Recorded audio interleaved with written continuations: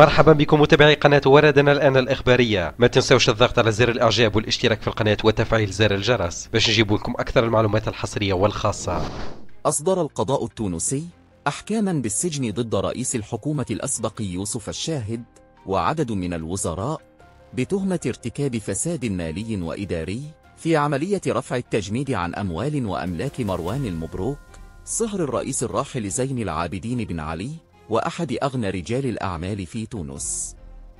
جاءت هذه الأحكام بعد تحقيقات أجراها القضاء بشبهات فساد تحوم حول أملاك مروان المبروك التي تم تجميدها خارج تونس. ويتضمن القرار إصدار بطاقات إيداع بالسجن ضد يوسف الشاهد الموجود خارج تونس ومبروك كرشيد الوزير السابق لأملاك الدولة والشؤون العقارية الموجود أيضا خارج تونس ومعهما مدير مؤسسة مالية.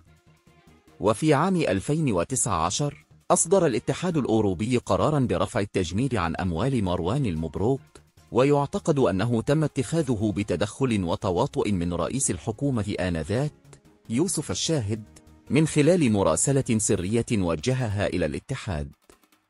وفي ذلك الوقت أثار قرار رفع التجميد انتقادات واسعة في تونس، واعتبر بمثابة صفقة مشبوهة وجريمة في حق التونسيين يقف وراءها يوسف الشاهد وحكومته.